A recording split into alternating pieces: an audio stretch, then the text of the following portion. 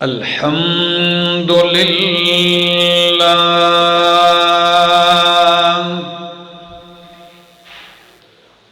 الحمد للہ الذی لا اول له ولا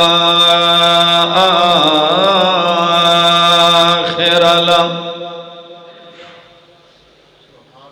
الحمد لمن قدر خيرا وخبال والشكر لمن صور حسنا وجمال فرد صمد عن صفة الخلق بريء أزلي سرمدي خلق الخلق كمال ثم نشهد أن لا إله إلا الله وحده لا شريك له لا شريك له ولا نظير له ولا وزير له ولا مشير له ولا معين له ولا منازم له ولا مناظر له ولا مداني له ولا مجاور له ولا مقابل له ولا ضد ند جد جد جهد لا ولا مثل مثال مثيل مماثل له ونشهد أن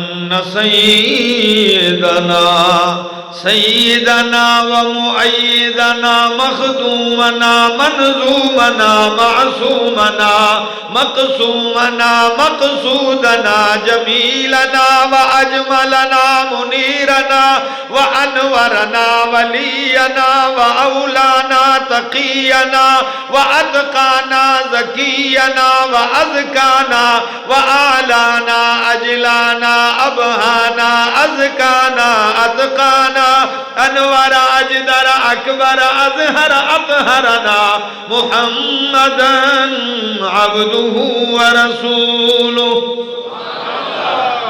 أما بعد فأعوذ بالله من الشيطان الرجيم بسم الله الرحمن الرحيم الحمد لله رب العالمين الرحمن الرحيم مالك يوم الدين إياك نعبد وإياك نستعين اهدنا الصراط المستقيم صراط الذين أنعمت عليهم غير المغضوب عليهم ولا الضالين سبحان ربك رب العزة عما يصفون وسلام على المرسلين والحمد لله رب العالمين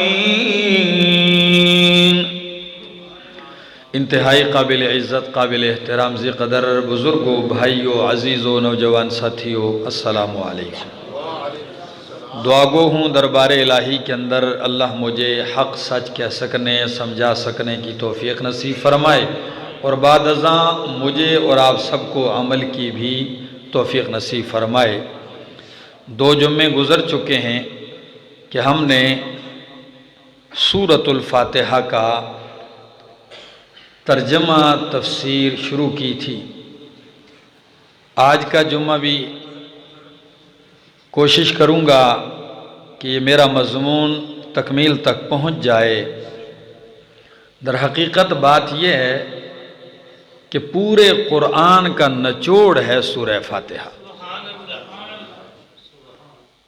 تو اسے اگر بندہ کھولے تو اس کے لیے ایک طویل وقت درکار ہے تو ہم اختصار کو مد نظر رکھتے ہوئے چند چیزیں ان میں سے ذکر کرتے ہیں۔ اللہ ہمیں صحیح صحیح کہہ سکنے کی توفیق نصیب فرمائے۔ سورۃ الفاتحہ، قرآن کا آغاز اللہ نے بسم اللہ سے کیا۔ کس سے ہے؟ آپ قرآن پڑھتے ہیں تو فاتحہ سے پہلے آپ کیا پڑھتے ہیں؟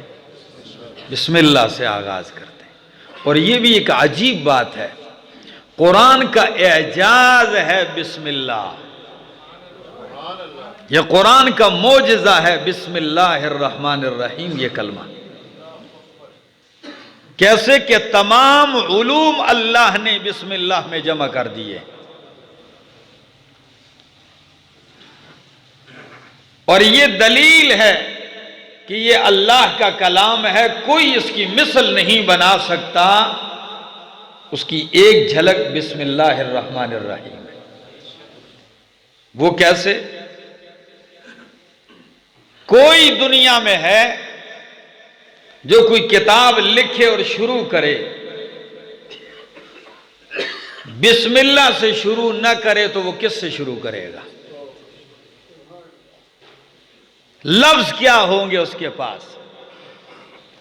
اگر وہ بسم اللہ سے شروع کرتا ہے تو وہ کتاب قرآن کے مقابل نہیں ہو سکتی۔ ہاں نقل کہہ سکتے ہیں ہم کہ بھئی قرآن بسم اللہ سے، تو آپ نے بھی وہی نقل کر دی۔ اور اگر وہ اللہ کے نام سے شروع کرتا ہے یا کسی اور نام سے شروع کرتا ہے، کسی کے نام سے شروع کرتا ہے، تو پھر بھی قرآن کے برابر نہیں ہو سکتا، اس لیے کہ اللہ کے برابر کوئی نہیں ہو سکتا۔ میں آپ کے سامنے سورہ فاتحہ پہ مختصر 3 انداز پیش کروں گا۔ کتنے؟ بس ان 3 اندازوں کو آپ دیکھیے، نچوڑ ہے، پھر وقت ملا تو میں آگے بھی چلوں گا۔ پہلا انداز یہ ہے کہ سورہ فاتحہ میں ہر لفظ کے اندر رب کی توحید جھلک رہی ہے، یہ پہلا انداز ہے۔ سورہ فاتحہ ہر آیت، ہر جملہ توحید ہی توحید ہے۔ اب ذرا لطف اٹھائیے کیسے توحید ہے۔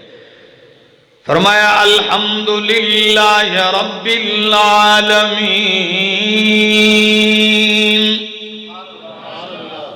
الحمدللہ تمام کی تمام صفات کارسازی للہ، اللہ ہی کے لیے ہیں۔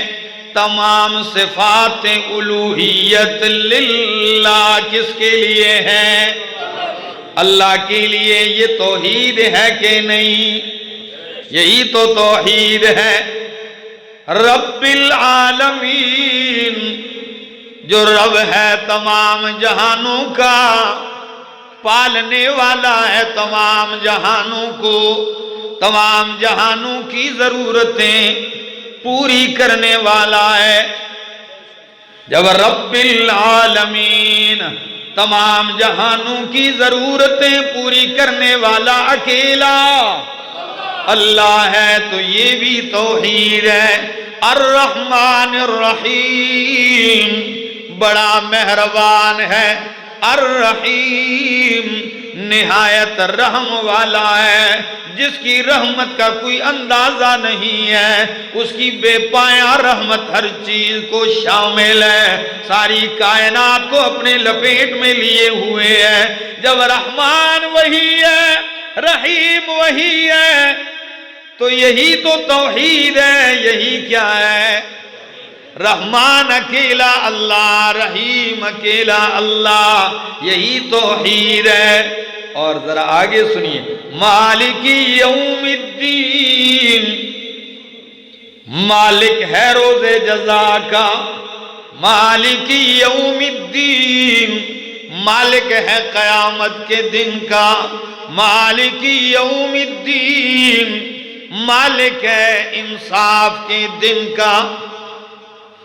جب قیامت کے دن کا وہ اکیلا مالک ہے، اس کے ساتھ کوئی شریک، اس کی حکومت کو قیامت والے دن کوئی زوال نہیں ہے، اس کے سوا جب کوئی مجازی مالک بھی اس نے نہیں ہے تو یہی توحید ہے۔ ایاک نعبد و ایاک نستعین، رحمان وہ ہے، رحیم وہ ہے، رب العالمین وہ ہے، اللہ وہ ہے، مالک یوم الدین وہ ہے۔ تو ایاک نعبد و ایاک نستعین، عبادتوں کا مستحق بھی وہی اللہ ہے۔ تو یہی تو توحید ہے کہ عبادت اسی کی جائے اور مدد بھی اسی سے مانگی جائے، یہ بھی توحید ہے۔ اہدنا الصراط المستقیم، یہ ایاک نعبد و ایاک نستعین، یہ والا جو راستہ ہے، یہ توحید والا راستہ، یہی سیدھا راستہ ہے، اسی کا التجا کر رہا ہے، اسی کا مطالبہ کر رہا ہے، اسی کی دعا مانگ رہا ہے اللہ۔ جو ایاک نعبد و ایاک نستعین والا راستہ ہے، اللہ مجھے اس پہ ثابت قدم رکھ، یہی تو توحید ہے۔ صراط الذین انعمت علیہم، سن لیجئے، ایاک نعبد و ایاک نستعین والا راستہ جو ہے، یہ کوئی معمولی لوگوں کا راستہ نہیں ہے، یہ اللہ کے انعام یافتہ لوگوں انبیاء کا راستہ ہے۔ یہ توحید والا راستہ، یہ نبیوں کا راستہ ہے، اور انہوں نے اللہ کی توحید بیان کی ہے، تو یہ بھی توحید ہے۔ غیر المغضوب علیہم ولا الضالین، نہ کہ ان لوگوں کا راستہ جن پہ تیرا غضب ہوا، ولا الضالین، اور نہ ہی گمراہوں کا راستہ۔ مغضوب علیہم اور ضالین وہ ہیں جو نبیوں سے اسی مسئلہ توحید میں لڑتے رہے، جھگڑتے رہے، مشرک تھے، ان کے راستے سے پناہ مانگی گئی۔ تو یہی کیا ہے؟ توحید ہے۔ اور آخر میں جب کہتے ہو آمین تو اس کا معنی ہے اللہ قبول کر، ایسے ہی کر دے۔ تو جب آپ کہتے ہیں اللہ ایسے ہی کر دے تو ایسا کرنے والا کون ہے؟ یہ بھی توحید ہے۔ یہ ایک انداز ہے کہ سورہ فاتحہ ہر لفظ، ہر جملہ رب کی توحید پہ دلالت کرتا ہے۔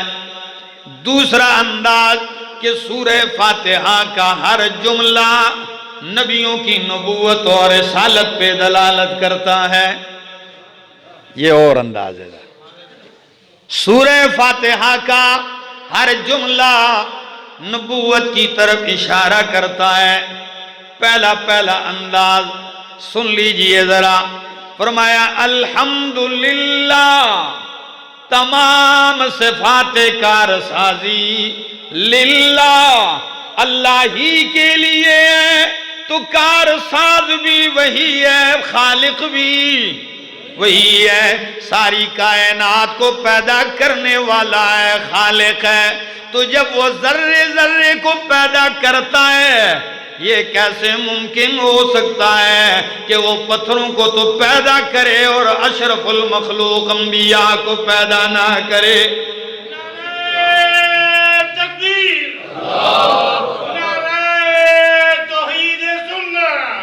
دوستو آپ کی توجہ ہے، بابا جی آپ کو بس جگانا چاہ رہے ہیں، کہتے ہیں کچھ سو نہ جائے۔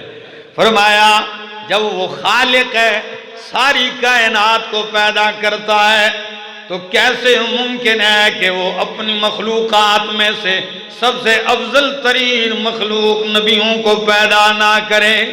رب العالمین، وہ تمام جہانوں کا رب ہے۔ اور ہری پور والوں، مسجد نمرہ میں آنے والوں سنیے گا، رب العالمین وہ تمام جہانوں کا رب ہے، تمام جہانوں کی ضرورتیں پوری کرتا ہے۔ ضرورتیں دو قسم پر ہیں، ایک بدنی جسمانی ضرورت اور ایک روحانی ضرورت۔ جسمانی ضرورت کے لیے آپ کے لیے پانی کی نہریں بہا دی ہیں، دودھ پیدا کیا ہے، حیوانات پیدا کیے، فصلیں اگائی ہیں، آکسیجن پیدا کی ہے، کھاؤ پیو استعمال کرو۔ تو جو ضرورتیں جسمانی ضرورتیں پوری کرتا ہے، یہ کیسے ہو سکتا ہے اس نے روحانی ضرورت کا انتظام نہ کیا ہو؟ اور روحانی ضرورتیں پوری کرنے کے لیے نبوت کا ہونا ضروری ہے۔ تو اس نے ہماری روحانی ضروریات پوری کرنے کے لیے انبیاء کو مبعوث فرمایا، اور آخر میں سید الانبیاء محمد الرسول اللہ صلی اللہ تعالی علیہ وسلم کو مبعوث فرمایا۔ اور آگے الرحمن الرحیم، اللہ بڑا مہربان ہے، نہایت رحم والا ہے۔ مہربانی اور اس کی رحمت کا تقاضا یہ ہے کہ وہ ہر انسان کو نعمت عطا کرے، اور اس کی نعمتیں بہت ہیں، لیکن سب سے بڑی نعمت اور رحمت نبی کا مبعوث کرنا ہے۔ اسی لیے نبی کا بھیجنا ضروری تھا، اور قرآن کہتا ہے لَقَدْ مَنَّ اللَّهُ عَلَى الْمُؤْمِنِينَ إِذْ بَعَثَ فِيهِمْ رَسُولًا مِّنْ أَنفُسِهِمْ، اللہ نے مومنوں پر احسان کیا ہے، رحمت کی ہے کہ اپنا آخری رسول بھیجا ہے، اور من انفسہم، جنوں میں سے نہیں، نوریوں میں سے نہیں بھیجا، انہی کی جنس سے بھیجا ہے۔ ایک تقاضا مالک یوم الدین، یہ بھی نبوت کی طرف اشارہ کرتی ہے۔ مالک یوم الدین، مالک ہے انصاف کے دن کا، مالک ہے جزا کے دن کا۔ تو انصاف کا تقاضا یہ ہے کہ اللہ قیامت کو سزا تب دے کہ جب نبی بھیجا ہو۔ تو یہ آیت بھی دلالت کرتی ہے کہ انصاف کے تقاضے پورے تب ہوں گے جب اللہ نبی بھیجے۔ تو اس کا تقاضا تھا کہ نبی آئے، تو اللہ نے انبیاء بھیجے ہیں، اور قرآن اس کی طرف اشارہ کرتا ہے۔ سورۃ بنی اسرائیل آیت نمبر 15 قرآن کہتا ہے وَمَا كُنَّا مُعَذِّبِينَ حَتَّى نَبْعَثَ رَسُولًا، وَمَا كُنَّا مُعَذِّبِينَ، اور نہیں ہیں ہم عذاب دینے والے، حَتَّى نَبْعَثَ رَسُولًا، جب تک کہ ہم رسول نہ بھیج دیں۔ تو کیسے انصاف ہوگا کہ رسول نہ بھیجاؤ؟ تو مالک یوم الدین اشارہ ہے کہ انبیاء نے آ کے لوگوں کو بتلایا ہے۔ اچھا، اہدنا الصراط ایاک نعبد و ایاک نستعین، اللہ تیری ہی عبادت کرتے ہیں، تجھ ہی سے مدد مانگتے ہیں۔ تو ہری پور والوں، اس آیت سے بھی نبوت کی طرف اشارہ ہے، کیونکہ عبادت، طرز عبادت، طریقہ عبادت، اللہ سے مدد مانگنا، طرز امداد، طرز استعانت، یہ کون بتلاتا ہے؟ یہ نبی بتلاتے ہیں۔ تو نبی نے بتایا ہے کہ عبادت کیسے کرنی ہے اور اللہ سے مدد کیسے مانگنی ہے۔ ایاک نعبد و ایاک نستعین اہدنا الصراط المستقیم، اللہ ہمیں صراط مستقیم پہ چلا دے۔ کس پہ؟ اہدنا الصراط المستقیم، اللہ صراط مستقیم پہ چلا دے۔ تو صراط مستقیم کون سا راستہ ہے، کون سا طریقہ ہے؟ وہ اللہ کے نبیوں کے پیچھے چلنے ہی کا نام صراط مستقیم ہے۔ اس لیے فرمایا صراط الذین انعمت علیہم، یہی وہ راستہ ہے، ان لوگوں کا ہے جن پر تو نے انعام کیا، اور سب سے پہلے انعام اللہ نے نبیوں پر کیا۔ قرآن کہتا ہے اولئک مع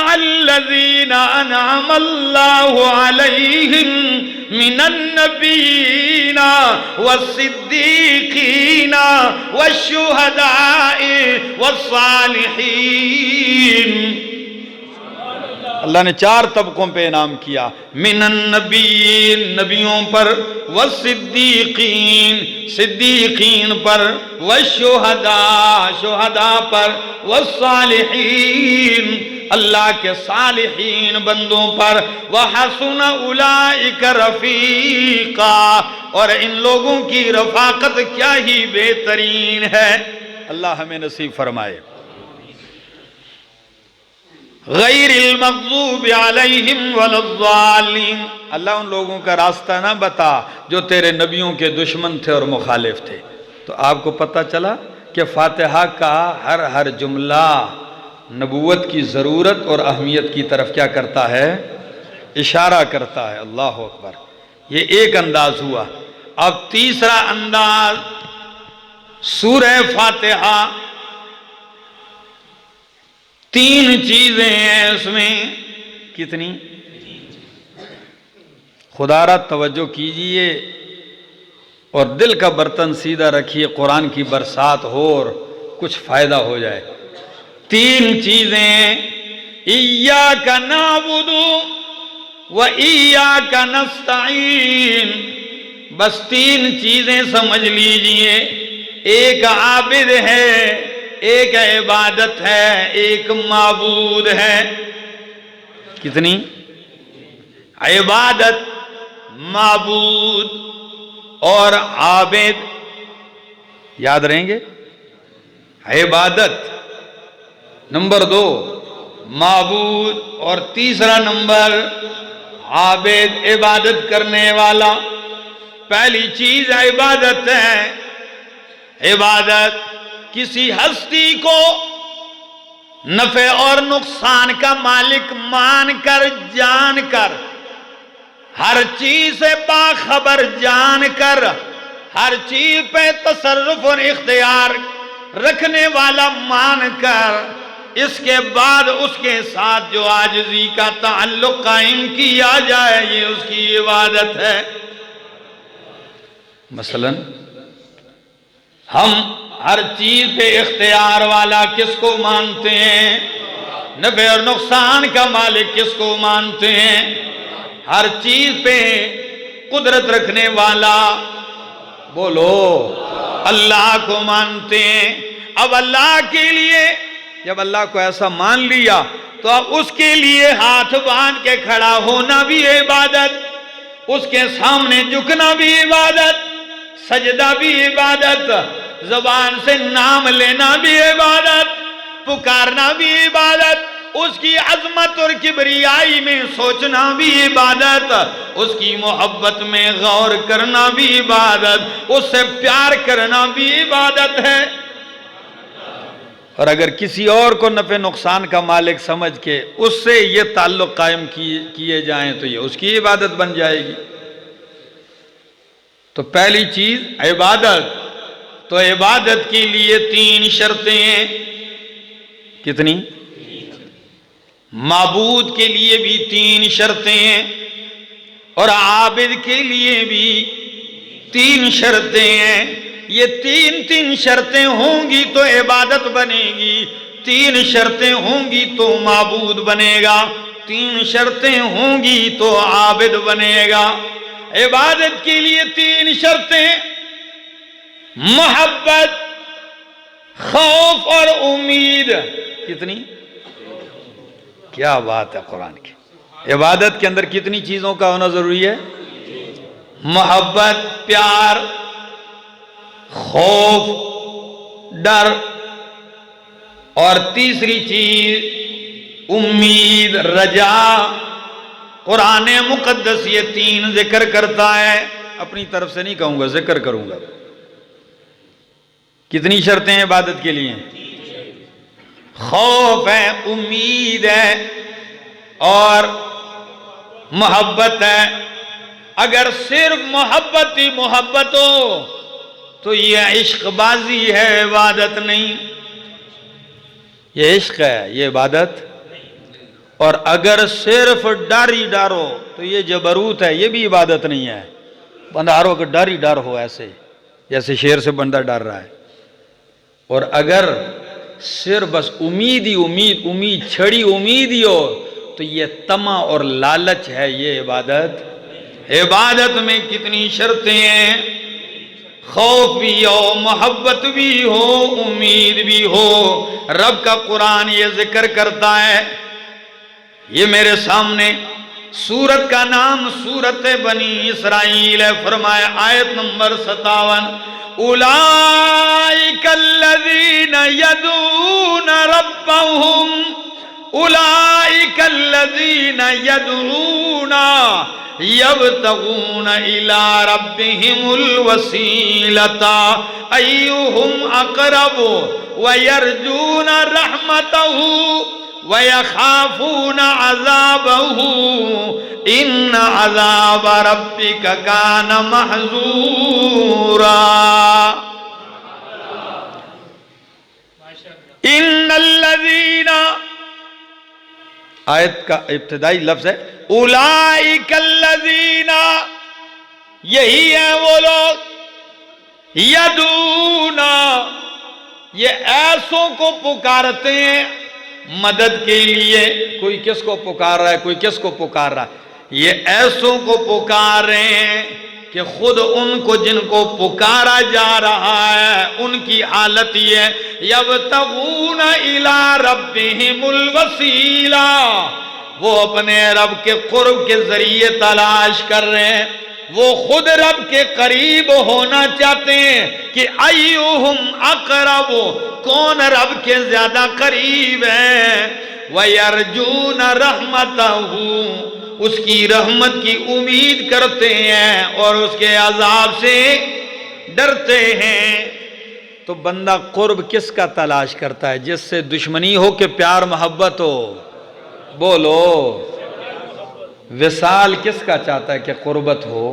جی، جس سے محبت ہو. بندہ کہتا ہے ہر وقت اس کے پاس رہوں، اس کے قریب رہوں، وہ میرے پاس رہے.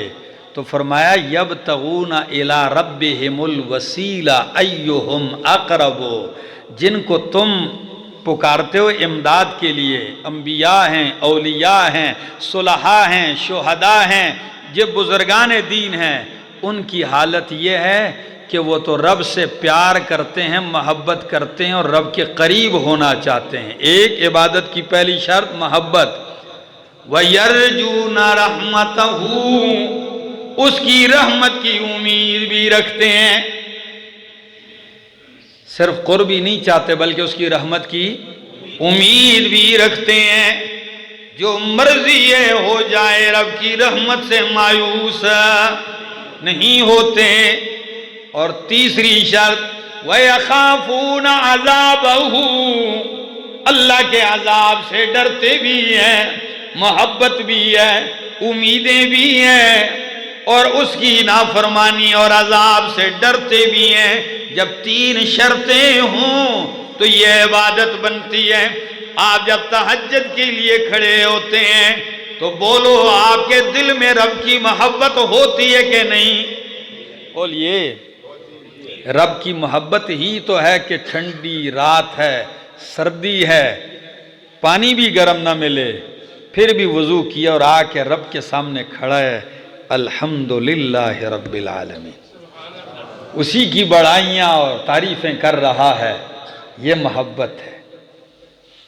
پھر اس کے ساتھ التجا بھی کر رہا، اللہ مجھے ڈر لگتا ہے اللہ میری نماز رد نہ ہو جائے، خوف بھی ہے کہیں رب منظور ہی نہ کر دے، رد ہی نہ کر دے، نہ منظور ہو جائے. ڈر بھی ہے کہ اللہ منظور کر دے، یہ ڈر بھی لگا ہوا ہے. اور مانگ بھی رہا ہے کہ اللہ تیری رحمت کا طلبگار ہوں تبھی تو سامنے کھڑا ہوں. امید بھی، پیار بھی، ڈر بھی، یہ تینوں ہو تو عبادت ہے. بلکہ ایمان تو خوف اور امید کے دونوں کے بیچ کے حالت کو کہتے ہیں. الایمان بین الخوف والرجاء. اسی لیے حضرت عمر کا قول منسوب ہے کہ کہتے ہیں رب کا خوف اتنا ہے، ڈر اتنا ہے کہ اعلان ہو جائے ساری کائنات جنت میں جائے گی، ایک بندہ جہنم میں جائے گا، تو مجھے ڈر ہے کہ وہ ایک میں نہ ہوں، کہیں میں نہ ہو جاؤں۔ اور اس کے مقابلے میں ڈر کا عالم یہ ہے، امید کا عالم بھی ہے کہ اعلان ہو کہ ساری کائنات جہنم میں جائے گی، بس صرف ایک بندہ جنت میں جائے گا، تو مجھے پھر بھی یہ امید رہے گی کہ وہ ایک میں ہوں گا، یعنی امید پھر بھی میرے رب سے ٹوٹے گی نہیں ٹوٹے گی۔ ایسی امید، پیار، محبت، ڈر۔ اور آپ کو پتہ ہے قرآن نے مومنین کی صفت بیان کی، والذین آمنوا اشد حبا للہ، فرمایا مومن تو وہ ہیں جو اللہ کی محبت میں بڑے ہی سخت ہیں، بہت سخت ہیں اللہ کی محبت میں، ان کو رب سے محبت ہے، رب سے پیار ہے، حد درجہ محبت ہے۔ اور آپ کو پتہ ہے کسی سے محبت تب ہی ہوتی ہے جب کسی کو بندہ جان لے، یا حسن دیکھ لے، یا کوئی کمالات دیکھ لے، یا کوئی احسانات دیکھ لے۔ تو جن لوگوں نے رب کو پہچانا نہیں تو وہ رب سے محبت بھی نہیں کرتے۔ بھائی بندہ کسی چیز کو دیکھتا ہے، اس کے کمالات دیکھتا ہے تو پیار ہوتا ہے۔ اللہ کی قسم، جنہوں نے رب کو پہچانا ہے انہوں نے رب سے محبت کی ہے اور حد درجہ کی ہے۔ عمر ابن عبدالعزیز رحمہ اللہ کی لونڈی تھی، کالے رنگ کی، سارا دن بادشاہی محل میں خدمت کرتی، رات کے اندھیرا میں کھڑی ہو جاتی مصلی پہ، تھکی بھی ہے، ٹوٹا ہوا بدن، چور چور بدن کھڑی ہے، اور جب رو کے دعا کرتی ہے تو کیا کہتی؟ اللہ تجھے اس محبت کا واسطہ جو تجھے مجھ سے ہے میرے گناہ معاف فرما، اللہ تجھے اس پیار کا، اس محبت کا واسطہ ہے جو تجھے مجھ سے ہے، تو میرے گناہ معاف فرما۔ بار بار یہ کہتی ہے، عمر ابن عبدالعزیز سے برداشت نہ ہوا، فرمایا او لونڈی، دعا بھی کر رہی ہے وہ بھی الٹی، یہ نہ کہ تجھے جو پیار ہے مجھ سے اس کا واسطہ، بلکہ یہ کہ اللہ تجھے اس محبت کا واسطہ جو مجھے تجھ سے ہے۔ تو الٹا لگی ہوئی ہے۔ غصہ آ گیا اس کو، کہنے لگی میں ٹھیک کرتی ہوں، میں جو کہہ رہی ہوں میں ٹھیک کہہ رہی ہوں۔ کہا کیسے ٹھیک کہہ رہی ہو؟ آپ کو کیا پتہ ہے کہ رب کو آپ سے پیار ہے؟ فرمایا مجھے پتہ ہے کہ میرے رب کو مجھ سے کیا ہے؟ پیار ہے، محبت ہے۔ کہا کیسے پتہ ہے؟ فرمایا اور کیا دلیل بتاؤں؟ تھکے آپ بھی ہیں، تھکا میں بھی ہوں، آپ کو بستر پہ سلا دیا، مجھے سامنے بٹھا دیا، یہ اس کا پیار اور محبت نہیں تو اور کیا ہے؟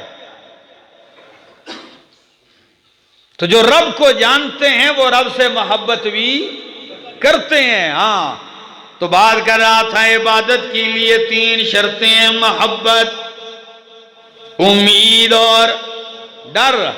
الوہیت والی، خالقیت والی محبت جو معبود کے لیے ضروری ہے۔ ویسے تو محبتیں انسان کو بندوں سے بھی ہو جاتی ہیں، کسی کو عالم پسند ہے، کوئی اچھا انسان پسند ہے، بیٹوں سے محبت ہے، اولاد سے۔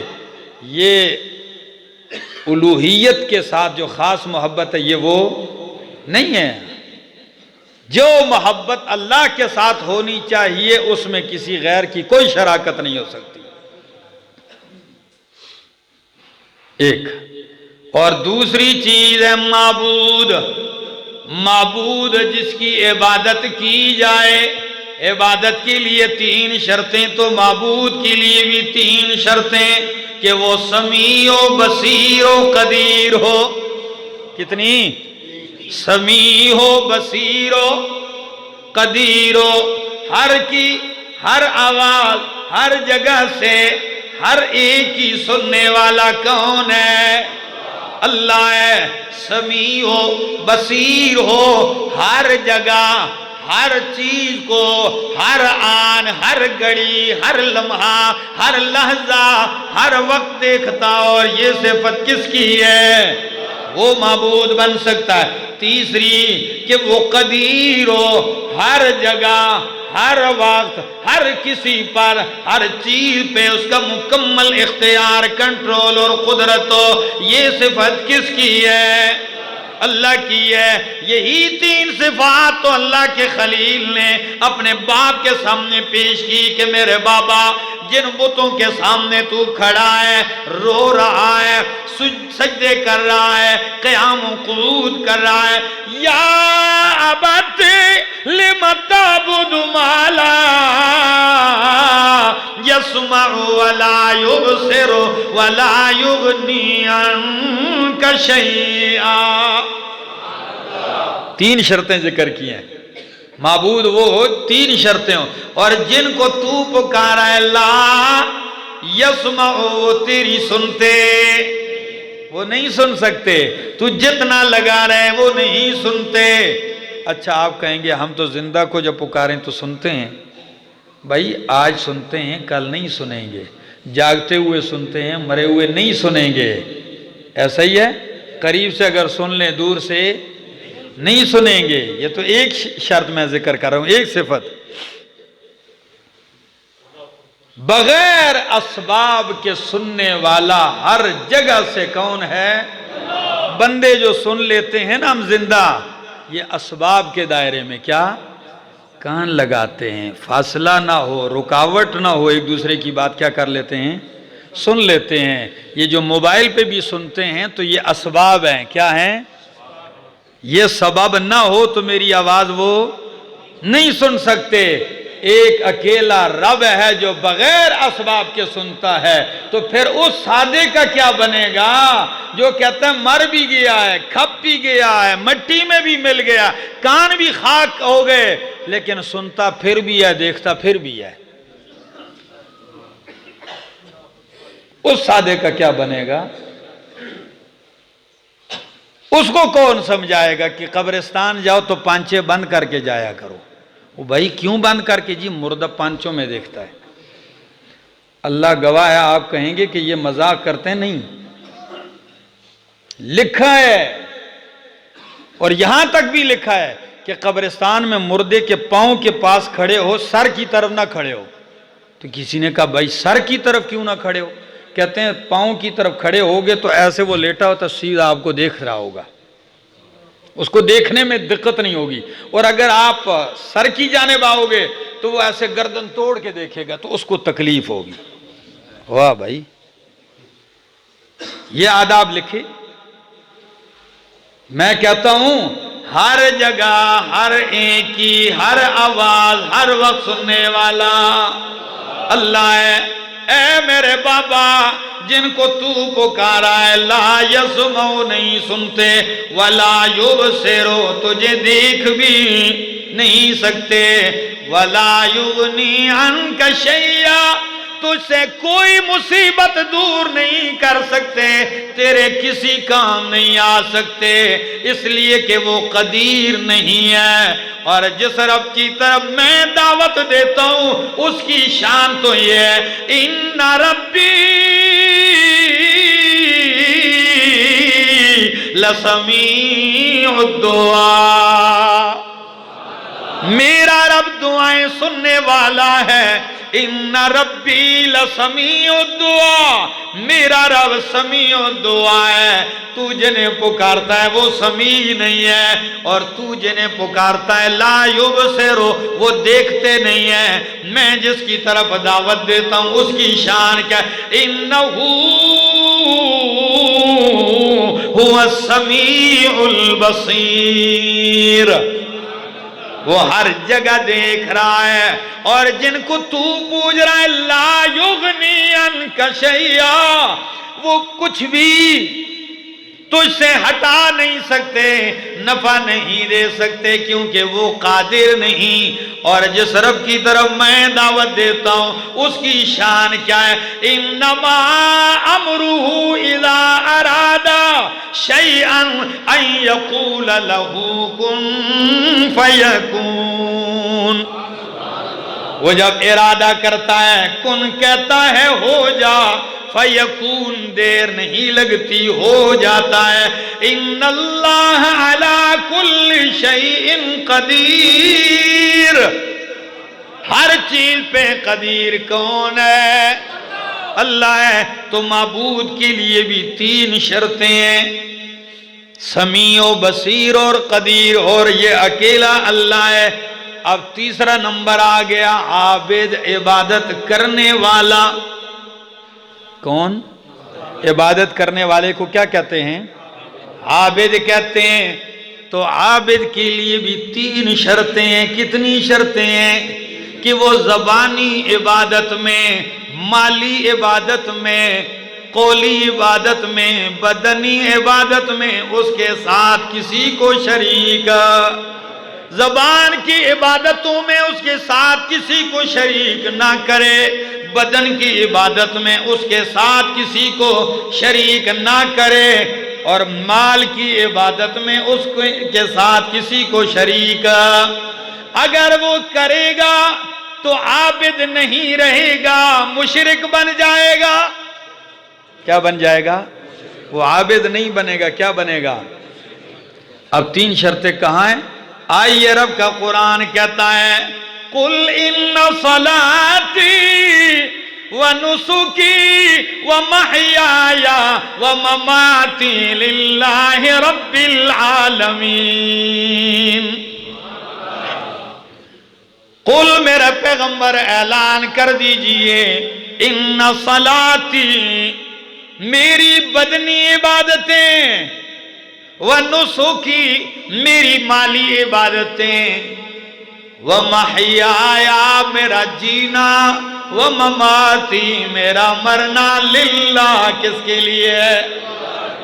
مال کی عبادت بولو اللہ کے لیے، بدن کی عبادت بھی اللہ کے لیے۔ میں تھوڑی سی وضاحت کرتا ہوں، انشاءاللہ آپ کو سمجھ میں آ جائے گا۔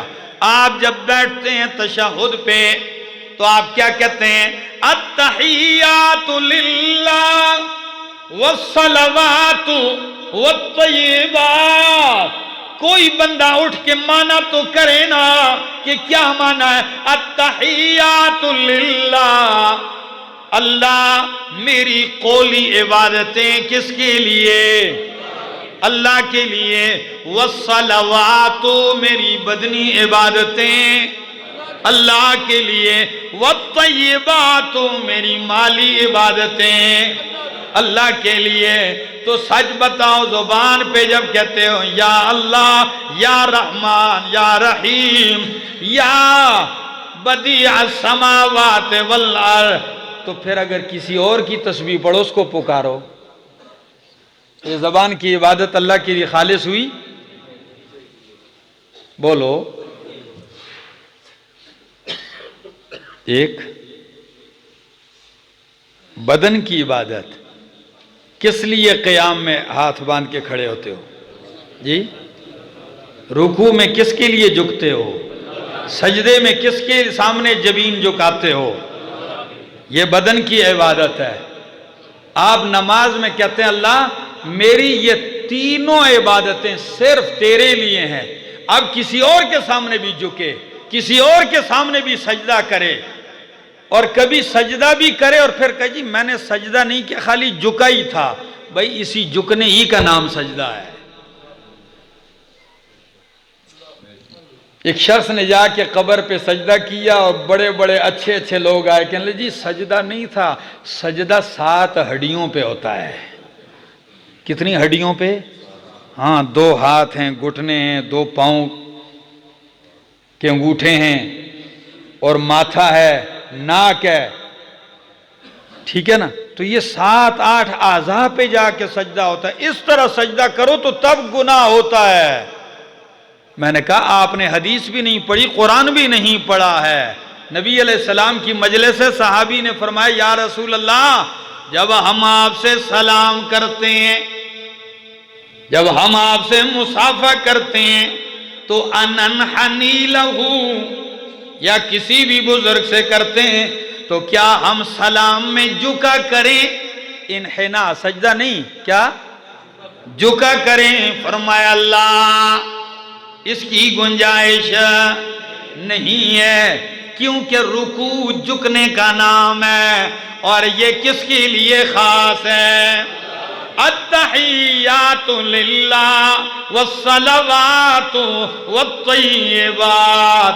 صحابی نے عرض کیا یا رسول اللہ، عرب کے لوگ اپنے وڈیروں کے سامنے تعظیماً جھک جاتے ہیں، سجدہ تعظیمی کرتے ہیں، کوئی معبود نہیں سمجھتے ان کو، کوئی الہ نہیں سمجھتے ہیں، صرف اس کی عظمت کے لیے کیا کر دیتے ہیں؟ زمین پہ جھک جاتے ہیں، ماتھا رکھ لیتے ہیں۔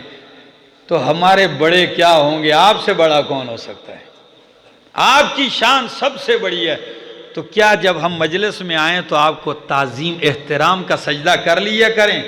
نبی علیہ السلام نے فرمایا لو کنت آمر احدا ان يسجد لاحد لامرت النساء ان يسجدن لازواجهن، اگر میں کسی کو حکم دیتا کہ وہ کسی دوسرے کو سجدہ کرے تو میں عورتوں کو حکم دیتا کہ وہ خاوند کو سجدہ کرے، لیکن عورت کو خاوند کے سامنے بھی سجدہ جائز ہے۔ جب عورت کو شوہر کے سامنے جھکنے کی اجازت نہیں تو پھر اللہ کے سوا کسی کو کسی کے سامنے جھکنے کی اجازت، یہ میرے نبی کی شریعت کا فتویٰ ہے، فیصلہ ہے۔ یہ ایک وَالطَّيِّبَاتُ، اللہ مالی عبادت آپ کے لیے ہے۔ سچ بتاؤ قربانی کس کے نام کی؟ یہ مال ہے کہ نہیں جی؟ صدقہ خیرات کس کے نام پہ؟ نظر نیاز کس کے نام پہ؟ منت منوتی کس کے نام پہ؟ اب اگر یہی چیزیں غیر کے نام پہ کرو گے تو پھر جھوٹے ہو جاؤ گے، مشرک بنو گے، عابد نہیں بنو گے۔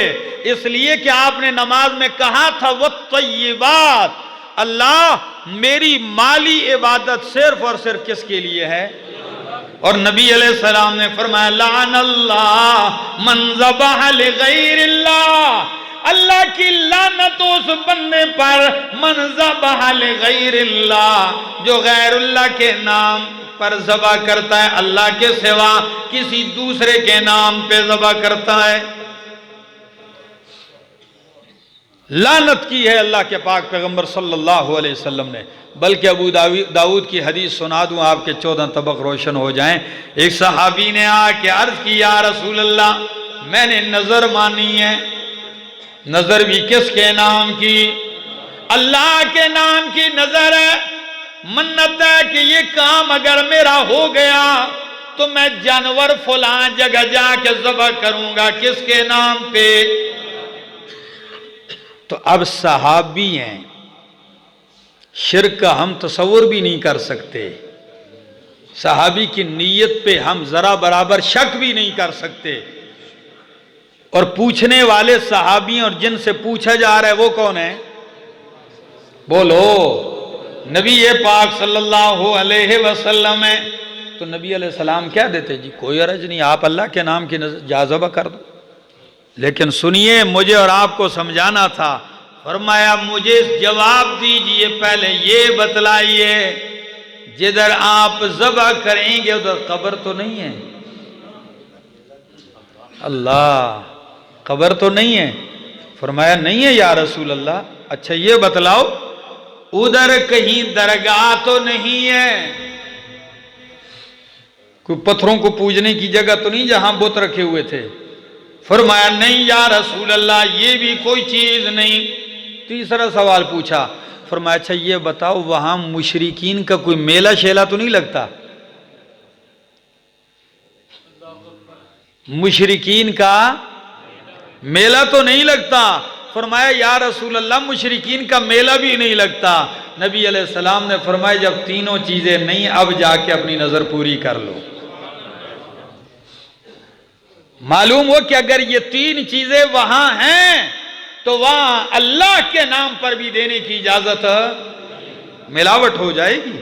اور آپ نے کہا تھا التحیات للہ والصلوات والطیبات، میری زبان کی عبادتیں، میری بدن کی عبادتیں للہ، کس کے لیے ہیں؟ اللہ کے لیے۔ اور یہی سورہ کوثر کا خلاصہ تھا کہ اِنَّا أَعْطَيْنَاكَ الْكَوْثَرَ فَصَلِّ لِرَبِّكَ وَانْحَرْ۔ کیا عجیب جوڑ ہے قرآن کے اول کا اور آخر کا۔ اول میں کہا إِيَّاكَ نَعْبُدُ وَإِيَّاكَ نَسْتَعِينُ، اور آخر میں کہا او میرا بندہ بس میرا تیرا معاملہ طے ہو گیا، دو چیزیں تو میرے لیے کر دو میں تجھے عطا کر دوں گا، بدنی عبادت میرے لیے کر، مالی عبادت قربانی میرے لیے کر، اور میں تیرے دشمن کو زیر کر دوں گا، تجھے کوثر عطا کر دوں گا۔ یہی تو معاہدہ تھا، اِنَّا أَعْطَيْنَاكَ الْكَوْثَرَ میں یہی بیان ہے کہ دو کام میرے لیے کرو، دو کام میں آپ کے لیے جو کروں گا۔ اِنَّا أَعْطَيْنَاكَ الْكَوْثَرَ، کیا دے دوں گا؟ تو آپ کہیں گے کوثر تو مصطفیٰ علیہ السلام کو مل گیا۔ بھائی ہمارے لیے بھی یہی وعدہ ہے، مصطفیٰ کو کوثر ملا اور ہمیں مصطفیٰ کے ہاتھوں سے جام ملے گا، یہ شرط ہے، کوثر دوں گا۔ اور دوسرا اِنَّ شَانِئَكَ هُوَ الْأَبْتَرُ، آپ کے مخالف کو ذلیل رسوا کر دوں گا، زیر کر دوں گا۔ پر شرط کیا ہے کہ کتنے کام میرے لیے کرو؟ صلی لربک، بدن کی عبادت رب کے لیے، ونحر اور مال کی عبادت بھی رب کے لیے۔ تو یہ تین عبادتیں رب کے لیے ہوں گی تو کیا بنے گا؟ عابد، عابد بنے گا۔ اور اگر تینوں میں ملاوٹ ہوگی تو یہ عابد نہیں، مشرک بنے گا۔ اللہ ہمیں سمجھ عطا فرمائے، عمل کی توفیق عطا فرمائے۔ کیا عظیم کتاب ہے، اللہ کی قسم کبھی سوچتا ہوں یہ رب کی کتنی بڑی مہربانی ہے کہ قرآن کی وہ صورت ہمیں عطا کی، پہلے نمبر پہ رکھی کہ پورے قرآن، پورے دین کا نچوڑ آپ کے دماغ میں ہر وقت تر و تازہ رہے۔ اور نبی کریم نے اسے نماز میں ہر رکعت میں رکھ دیا کہ باقی 113 صورتیں آپ کی مرضی ہے، بقرہ پڑھو، نساء، مائدہ پڑھو، آل عمران پڑھو، آپ کی مرضی ہے، سورہ اخلاص پڑھو، فلق ناس پڑھو، یہ آپ کا اختیار۔ لیکن فاتحہ کی جگہ کوئی اور، یہ کیوں؟ سمجھ کے پڑھو گے تو آپ کے ذہن میں سارا رب کی توحید کا خلاصہ تازہ رہے گا۔ لیکن کیا کریں، ہم نے تو فاتحہ کو مردوں کی صورت سمجھ لیا ہے، یہ فاتحہ پڑھائیں، فاتحہ کرائیں۔ میرے دوستو اتنی عظیم صورت ہے، سمجھنے کی ضرورت ہے۔ جب سمجھو گے پھر رب کے سامنے کھڑے ہوگے نا تہجد میں، اس وقت آپ کہو گے تو آپ کو پتہ چلے گا کہ میں جو کہہ رہا ہوں الرحمن، جس سے مانگ رہا ہوں الرحمن، وہ بڑا مہربان ہے، الرحیم نہایت رحم والا ہے۔ رحمان اور رحیم میں فرق کیا ہے؟ رحمان کا معنی ہے عام رحمت کرنے والا، دنیا میں عام رحمت ہے اس کی بے پایا، مومنوں کو بھی کھلا رہا ہے، کافروں کے بھی کھلا رہا ہے۔ سورج کی کرنیں مومن کے فصل کو پکا رہی ہے، کافر کو بھی مل رہی ہے، چاند کی چاندنی مومن کو بھی مل رہی ہے، دشمن کو بھی مل رہی ہے۔ الرحیم خاص رحمت کرنے والا، عام مہربانی سب پہ کرتا ہے، خاص مہربانی مومنوں پہ کرے گا۔ ایک اور ابن المبارک رحمہ اللہ کا ایک قول نقل کیا ہے حافظ ابن حجر عسقلانی نے، وہ کہتے ہیں الرحمن، رحمان اس ذات کو کہتے ہیں جس سے مانگا جائے تو وہ عطا کریں، اور رحیم اس ذات کو کہتے ہیں جس سے نہ مانگا جائے تو وہ ناراض ہوتا ہے۔ اللہ، نہ مانگا جائے تو میرے دوستو کتنا بڑا بدبخت ہے جو ان لوگوں سے مانگتا ہے کہ جن سے مانگا جائے تو وہ کیا ہوتے ہیں؟ کسی سے 1,00,000 روپے قرض بھی لینا ہو تو آپ کو پتہ ہے دے تو دیتا ہے، اس کے دل پہ جو گزرتی ہے یہ اسی سے پوچھو، میں ہی نظر آیا۔ تو پھر اس ذات سے کیوں نہیں مانگتے ہو جو نہ مانگنے پہ ناراض ہوتا ہے، مانگنے پہ خوش ہوتا ہے، جس کی رحمت اتنی بے پایا ہے کہ اعلان کر دیا میرے محبوب ان کو پتہ نہیں تو ان کو پتہ بتلا دیجئے کہ لا تقنطوا من رحمت اللہ، لا تقنطوا من رحمت اللہ، ساری کائنات تمہیں دھتکار دے میری رحمت سے پھر بھی نا امید نہ ہو۔ یعقوب علیہ السلام کو دیکھیے تو صحیح نا، 40 سال ہو گئے یوسف نظروں سے غائب ہے، بیٹوں نے آ کے کہہ بھی دیا ہے کہ بیڑیا کھا گیا ہے، لیکن پھر بھی کیا کہتے ہیں، لا تیأسوا من روح اللہ انہو لا ییأس من روح اللہ الا القوم الکافرون۔ اور میرے پیغمبر نے فرمایا، بخاری مسلم کی حدیث سن لیجئے، آپ کو بھی امیدیں لگ جائیں گی، لا تقنطوا من رحمت اللہ کا آپ کو بھی ایک جھلک نظر آئے گی۔ نبی کریم نے فرمایا اللہ نے اپنی رحمت کو 100 حصوں میں تقسیم کیا۔ کتنے حصوں میں؟ تھک تو نہیں گئے نا؟ میرے مالک نے، رحمان و رحیم نے اپنی رحمت کو 100 حصوں میں تقسیم کیا، ایک حصہ پوری دنیا میں تقسیم کر دیا، قیامت تک ایک حصہ تقسیم کیا ہے۔ اسی ایک ہی حصہ رحمت کی وجہ سے باپ بیٹے سے پیار کرتا ہے، ماں اولاد سے پیار کرتی ہے، استاد شاگرد سے پیار کرتا ہے، محب محبوب سے پیار کرتا ہے، نبی امتی سے پیار کرتا ہے، امتی نبی سے پیار کرتا ہے۔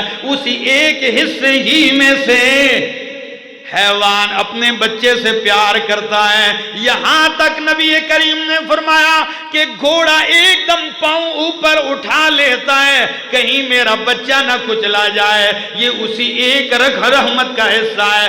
یہ دنیا میں جتنی پیار جتنی محبتیں ہیں یہ اس ایک حصے کا کمال ہے، اور 99 حصے اس نے پاس رکھے ہیں جسے قیامت کے دن اللہ کھولے گا اپنے بندوں پہ۔ جب اس ایک درجہ رحمت کا یہ عالم ہے تو جب میرا مالک 99 دفتر اور اپنی رحمت کے کھولے گا تو کیا نوازشات ہوں گی جی۔ اور یہ بھی بتا دوں، حدیث سن لیجئے بخاری کی، نبی علیہ السلام نے فرمایا آسمان زمین کے پیدا کرنے سے پہلے بھی جب اللہ نے عرش بنایا تو ساتھ لکھ دیا ان رحمتی سبقت غضبی۔ او ہری پور والو، او گناہگارو، مایوسی کی حد تک پہنچنے والو، رب نے تو انتہا کر دی، فرمایا میں نے تیری کائنات پیدا کرنے سے پہلے ہی لکھ دیا تھا، رحمت بھی میری صفت ہے، غضب بھی میری صفت ہے، لیکن میری رحمت میرے غضب پر سبقت لے جا چکی ہے۔ میری رحمت میرے غضب پہ، تو اللہ ہمیں اس رحمت کا مستحق بنا دے۔ آخر دعوانا الحمدللہ۔